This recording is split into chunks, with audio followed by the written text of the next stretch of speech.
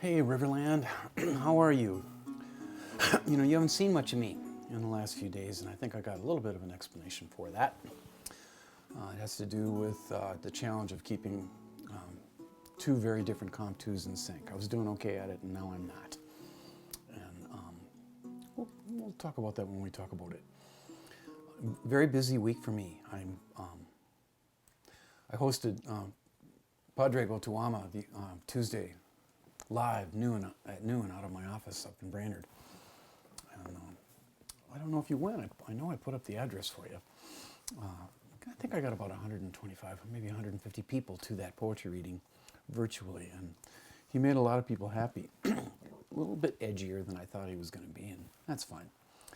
Well, let's just cut to it. Here's what I have for you today. I'd like to run Padraig's voice by you one more time. This poem is super beautiful, and we'll just you can just listen to it. My lav mic should pick it up just fine. I'd like to give you that explanation that I pointed to a minute ago, and I want to do a couple of things mainly. I want to talk about the idea of templates. That'll be our researchy thing for the day. Templates for pulling in sources into the paper. You are all very young writers, very bright, but you're young writers and you don't have a lot of experience in listing sources. And I'll explain what I'm going to send you. I can't send you an entire book, but I can send you a pretty good PowerPoint handout that I made, I think 3-4 years ago, that should serve to be useful to you. I'd also like today to talk about public speaking, which is it's part of my explanation. It's kind of been the main thing I've been doing with my classes for a couple of days. My Comp 2s, because, well, we'll explain that when we get there. And let's just get to the top. Let's just get to the top. I'm 2 minutes in, I feel like I'm wasting your time. And I don't know if I'll need a full 30 minutes of your attention today, but let's get going with Padraig and a poem called What You Missed That Day You Were Absent from 4th Grade.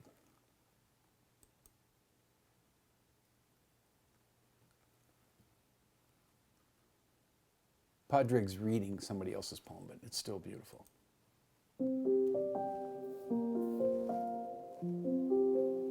What You Missed That Day You Were Absent from 4th Grade. Written by Brad Aaron Maudlin and read by Padraig Otuma.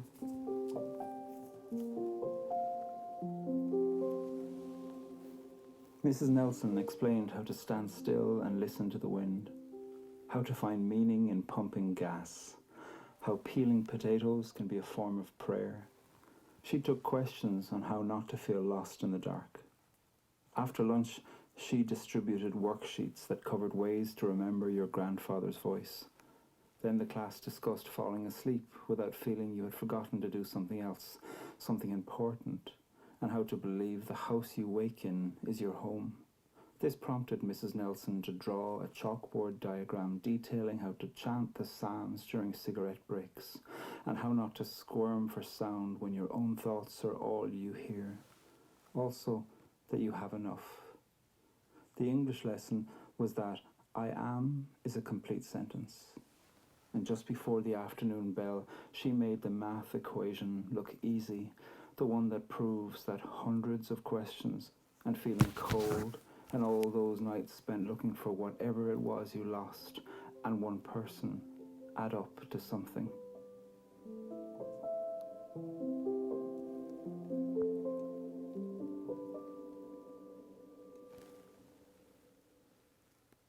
Wasn't that pretty? I cried when I encountered that poem for the first time. And anyway, busy week. Trying to do some teaching, hosted Padraig, and today is Thursday, April 8th. Tomorrow, April 9th, I will be driving up to my college for the second time in 1 week. I haven't been there in 4 months.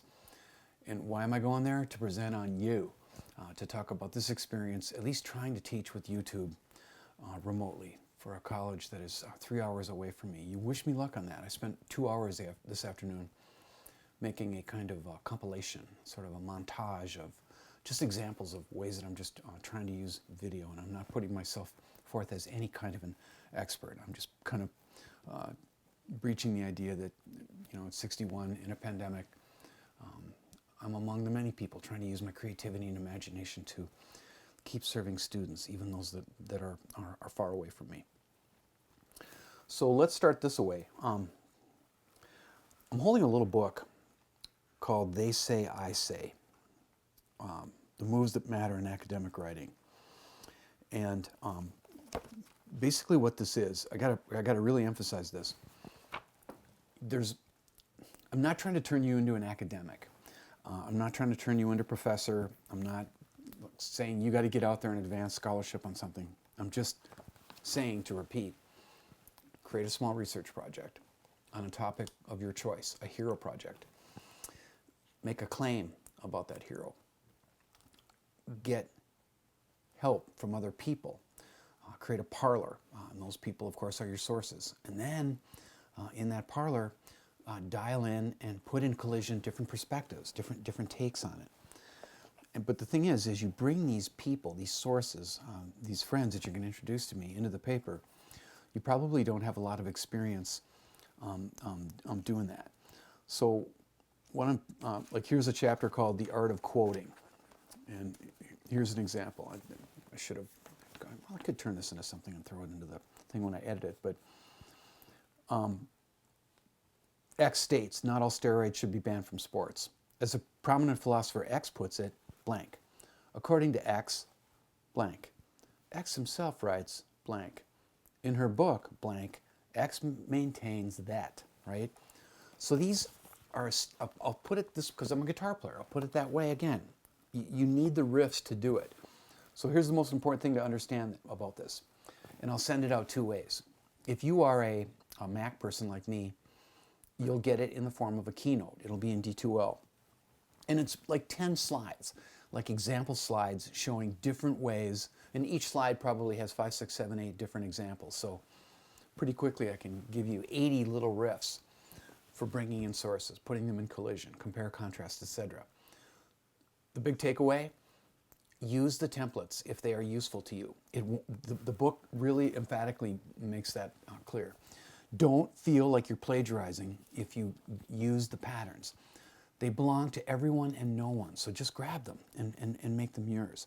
I will hardly cite you with plagiarism. You're not stealing information. You're not stealing necessarily someone's ideas. You're grabbing riffs, the same way I've been stealing them on a guitar for years. So have a look at that when I get that up on D2L. Now, looking ahead, which is something teachers do. We're always looking ahead. We're always obsessed with the future. And I'm trying to survive the most challenging, difficult school year of my life, without a doubt, of the 34. But I'm already looking ahead to next year. It's just the way it is. You teach a great class. It doesn't matter how good it is, because the students are going to get up and go. And you got to do it again the next hour and the next and the next. And I could not be happier to still be doing this very nearly sacred work. And the same thing goes with school years. And I'm looking ahead to next year, and all the same classes at my college. Except I'm going to run them live again. Hopefully get back to my dedicated Jeff Johnson classroom, E339. I visited it this week. I felt like a ghost. And I'm going to visit it again tomorrow after my presentation. And I am going to keep working for Riverland. And the sweet administrative assistant down there of Kelly McCullough, Chris Hamilton, asked me a week and a half ago or so, hey, what do you want to do next year for us? And I'm like, just one class each. This already has kind of taken me to the brink. But then she was like, what kind of classes? And very quickly I decided I'm going to break my pattern. I usually do Comp 1s in the fall, in addition to my other stuff, honors lit, humanities, mythology. Comp 1 in the fall, Comp 2 in the spring. For the first time in many years, I'm going to do, for Riverland only, I'm going to do a Comp 1 fall and spring. Why? It's not to get away from the research papers. Well, kind of to get away from the research papers. The main thing is keeping this in sync in the second semester is harder, because my classes in Brainerd are live. Those are 2 live Zoom Comp 2 classes. And all of those students are going to present their papers. And it's going to take like 3 weeks. And what does that mean for us, for me and you? I don't know. I'll burn that bridge when I get to it. But an asynchronous class is hard to keep synchronous in that kind of situation. So for instance, just an example, the other day, to try to get, I'm really good at this. I'm bragging now, but it's true. I'm okay at getting people ready to speak in public. Why else would I, year after year after year, have the unpaid off-contract job to get the commencement speakers at Brainerd ready to go? And I'm working with my commencement speakers right now. We get the text going, we rehearse. And it takes some work to get a 17, 18-year-old kid ready to speak to whatever, 2,000 people, whatever, 2,200 people sometimes. We trash the fire code. This year, because of the pandemic, we do get to finally have this year a live graduation, but only students and faculty and staff get to come. No family, no friends. But at least I'm getting speakers ready for a live situation. Now, getting students ready for a live situation, I've been doing that for some years too. And one of my methods is to get students up in front of the class one at a time. They're not prepared for it. I bring them up in front of the room and I turn them and I have them face the room. And I say, okay, I'm gonna ask you a question, and I want you to talk about it as long as you can. Shoot for a full minute. And some of the questions are serious and some of them aren't. But I have found in the years that if you just throwing a student up there and going, okay, be academic for 5 minutes, present your project, that's hard. But if you get them up there regularly doing small stuff, first sometimes in pairs, sometimes on their own, give them a little chance to speak in a protracted way, it's amazing how it helps. And that nervous kid in January that's freaking out over the idea at the end of the semester that they have to present for 5 minutes, that's the kid who's going to get up there and give an 8-9 minute presentation every time. And I'm in the back cutting them off going, could you stop talking? Because they're having so much fun. So, and we can't do this. But I spent a whole class recently doing exactly that on Zoom. And I just used my grade book and went right down the line. Example questions, Ford or Chevy? You've just won $1 million. What are the first 3 things you buy?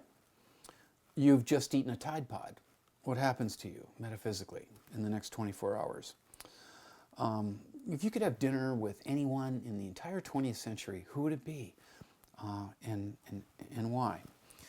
And so sometimes they want the next question, right? Because it's not quite right for them. But we can't do that. And so you're probably going to be seeing a little less of me when we get to this final month, which kind of is what we're in. But that doesn't mean I'm going to forsake you. You got a paper to write, you got a research project to write, and I'll get you the last 5 acts of Othello, kind of our last major hero study for the weekend. And I gave you plenty of time to read that too, so try to have that done by Monday. Now, even though I don't think we're going to be able to figure out a way for you to present your project in our Riverland Comp 2, and even though I gave my Comp 2 students a little blast of just, Jeff Johnson theory on public speaking, you deserve the same. And that's what I'll do for a few minutes now. The vast majority of you are going to spend your days, like when you're young, you know how it goes, you have crap jobs, and they tend to turn into, jobs with a capital J, or, a career with a capital C. And I'm hoping and praying that you all find absorbing work that makes you feel whole and happy. In general, in modernity, we speak in public.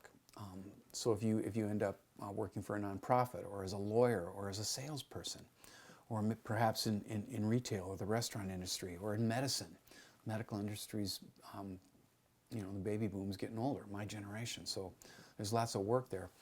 You're going to be speaking in public. You are going to be speaking in a very public way, and people will be listening to you. And don't worry, you'll have plenty of practice between now and then. You're not just going to be thrown into a conference room with a bunch of people staring at you, waiting for that report. There'll be little steps along the way, and I'd like to talk to you about this now for a little while. And what I'll be doing here is imagining you speaking in public in live classes, maybe next year.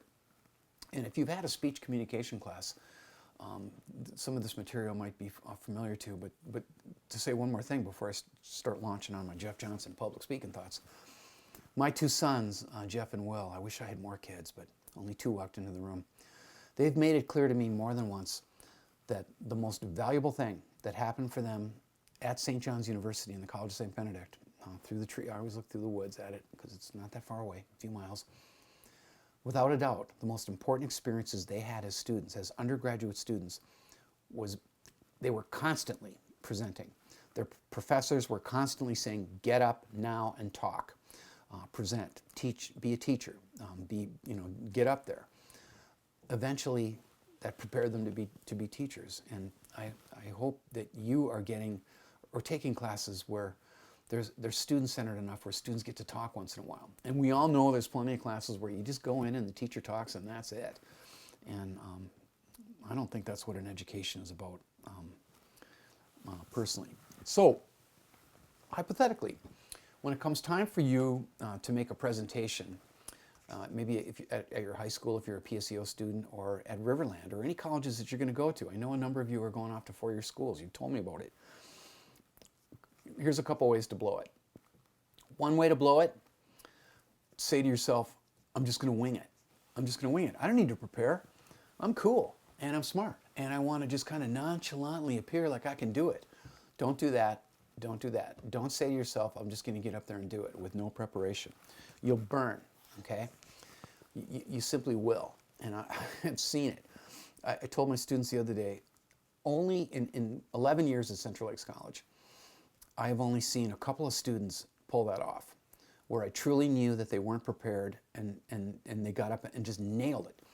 One of them was a guy named Charlie Cook, who one of my students, Lizzie Busher, remember, they know each other, about the same age. Charlie Cook, the day before he deployed to Kuwait, just got up and just wearing this white t-shirt and these jeans, not that the wardrobe matters, he just killed it. He just talked off the top of his head. Yeah, he was a little bit older than the other students in there, but he just gave a first-class presentation and just walked off to Kuwait and came back okay. I saw him later at a food show volunteering in Brainerd. I saw another guy. What was his last name? Can't remember. His first name was Jeremy. The dude at the time was 38 years old. He owned a cement company. He too, maybe with a little more life experience, was able to just get up there and do it. And how proud I was for him. You'll burn in a different way if you over-prepare. Okay, if you just overdo it. If you stand in front of the mirror and practice and practice and practice and practice, and maybe even memorize portions of your speech, or your presentation, whatever it is, don't do that, because it'll just be rote. Okay, people are just going to be sitting there going, okay, this sucks. I put that too harshly. I've been trying to explain this to students for years. In between, and I've only got like a little box here to try to explain this in between being underprepared, winging it, and just ritualistically having it memorized, right?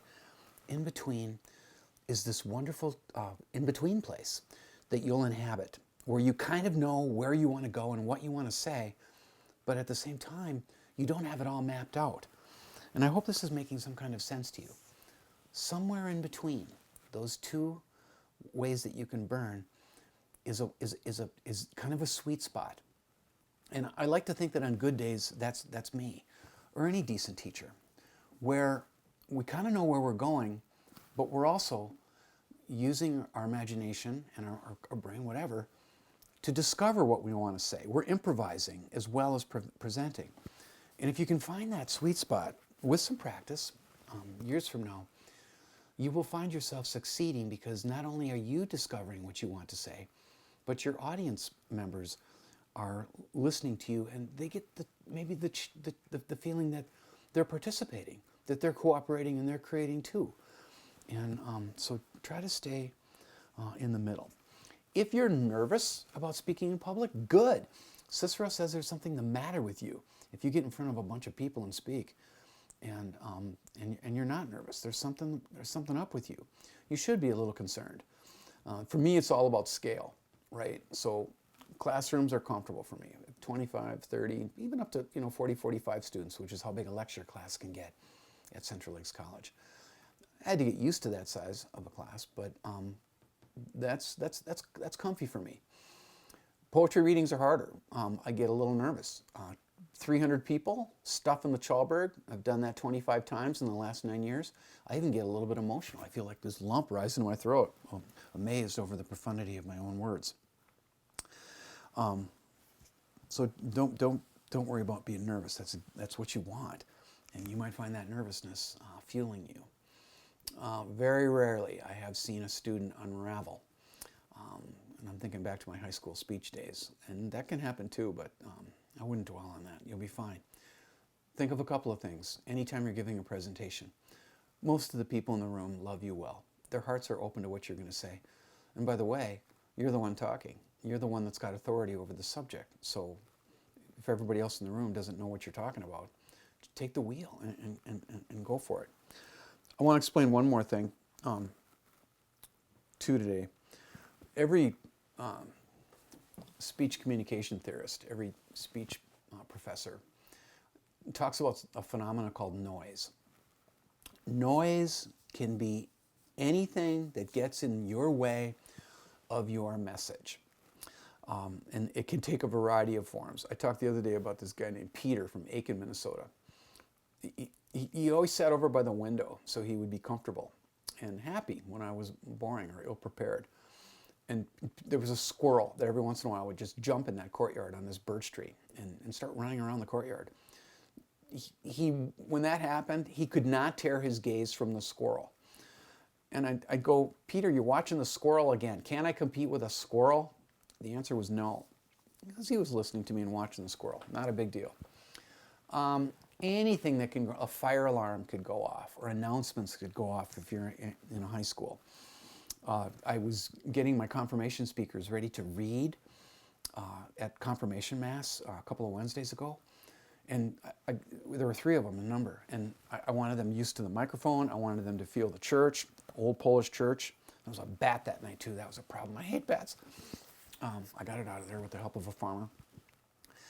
But here's the thing. When they got done speaking, everything went great. And they got done and came off the steps of the altar. And suddenly, these old-timey, like cast iron heaters just started clanking with water. I went, that's terrible. That is just terrible. I didn't want them interrupted when they were reading for that mass. You can guess what I did. I went to the thermostat and turned it off. Yeah, it was a little cool in that church by the end of mass, but my speakers weren't interrupted by that kind of noise, were they? One more thought. A couple more, actually. One more thought here on public speaking, and then just a quick thought on Othello, who we haven't talked about very much. I don't have an Othello lecture, but I got things to say to you about him on Monday. Here's a way you've probably never thought. If you pick up a newspaper, and I don't know what the name of the newspaper is in Austin, but I know there is one. Newspapers generally are written to the reading level of about a 7th grader, maybe an 8th grader. Actually, Time magazine is written to the level of an 8th or 9th grader, so no big deal. But if you pick up something relatively simple to read, you're going to be taking in language at the rate of probably 600-700 words a minute. Have a little coffee, maybe even more. As a 14-year-old, as an 8th grader, they tested me with this SRA test. The nuns, for some reason, wanted to know how fast I could read. And I ticked in at 800 words a minute. I'm not advocating speed reading. What I am saying is this. With your eyes, you can take in language at 600, 700, 800 words a minute. But when someone's speaking like me right now, I'm only able to speak, generally most human beings are only able to speak at a rate of about 200 words, like 180 to 200 words a minute. So you see the thing? And I just busted all my students the other day when I explained this. If you're sitting in a class, for example, and the teacher is talking away, with that brain of yours that can take in language very quickly through your eyes, but doesn't need to take it in very quickly with your ears, see the deal? You have leisure time, man, to just go wherever you want. And I asked my Zoom students last week, I think it was Friday, I said, how many of you, put your hands up in the air in your little Zoom squares, if you have the ability to look at a teacher, be nodding at a teacher, smiling at the teacher, totally looking as if you are paying attention to the teacher, guess what? And you're gone. Raise your hand if you can do that, if you can just leave the room And all the hands went up in the air and they were smiling because they all had that superpower. Well, it's just humanity, actually, really is what it is. You have time. You can listen to the teacher for a while, or the preacher, whatever, at a mosque or a synagogue or a church. You can zone out too. You can be listening, and then you can think, what am I going to watch on Netflix tonight? You start listening again, and then you start thinking, I wonder what I should have for lunch. I'm kind of hungry, right? Drift in, we drift out. Why is this important? Because the way I put it to my students the other day who are going to be listening to a lot of presentations, I said, you guys, it's going to get a little bit redundant. Please recognize that your classmates, your colleagues in this course are not experienced, polished public speakers. And that means that you have to work harder to really listen to someone, to listen to another human being. Other human beings are so important to me. Generally when I do it too, but like if a student comes to my office to talk to me, like happened this week, because there were students that were so glad to see me, I wasn't drifting anywhere. I was so glad to see them. I was hanging on every single word, and I actually hugged a couple of my students in the corner of the library. I'm sure that broke Minnesota state law in the pandemic. Go ahead and come and cuff me, Governor Walz. I'm probably going to hug students tomorrow too. Taking my life in my hands. Got it? Public speaking, if you're no good at it now, you will be. You just need a little practice. And I'm not on any high horse. I just can do it because I've been doing it for a very long time. Freaking out a little bit. I'm going to be presenting at a conference tomorrow. I think 120 people have signed up for my session. They'll be in North America and Canada. I got to adjust because it's Eastern Standard Time. How's this for freaky? It's not a Zoom situation that I thought. I'm teaching out of a Zoom webinar. Crazy thing, I guess every teacher coming in from whatever college or university that's going to listen to me speak about this experience, about you and us trying to do this on YouTube, they're going to have their cameras off. I'm going to be teaching black squares. That's like a nightmare to me. I've spent the whole year breaking in kids. Cameras on, please. Mics on when we need them. Gaze in the screen. No tiny heads, etc. And suddenly I'm presenting at a professional conference, the biggest tech conference in the country, in North America. Blank screens. I know, how is that going to work? And I guess their mics are going to be off too, because apparently they're worried about interruptions. In the pandemic, I'm dying to be interrupted. In the silence of Zoom, oh, could someone please interrupt me? Please rattle my chain of thought. I'm dying for that. Last thought. Try to finish Othello by early next week. When I was young, I used to think that Othello's deal was that he was a hothead, a temper tantrum dude. The trigger just pulls in his head so fast. And all these years in the future, I've come to realize, okay, yeah, he's an angry dude. He's emotional. But he also doesn't realize, as I'm going to put before you, your imaginations work for you, and your imagination is your friend. Billy Collins taught me that your imagination can also work against you. The mind is capable of terrible imaginings. And once Othello imagines in a visual way the idea that Desdemona would be untrue to him sexually, that's just it. His imagination is what destroys him. Did I just wreck the entire play for you? I guess I did. Be safe and be well. You'll see a little less of me in the days ahead, but don't worry, I'm not going anywhere. I've heard from a few of you on your topics. Don't hesitate to text me or contact me. Emma, you sounded happy about the topic I plopped into your hands, so to speak, and I hope that's going well. I can't even remember what it was. What was that? It's not important. God bless you guys. I'll see you soon. Oops. I'll edit that out.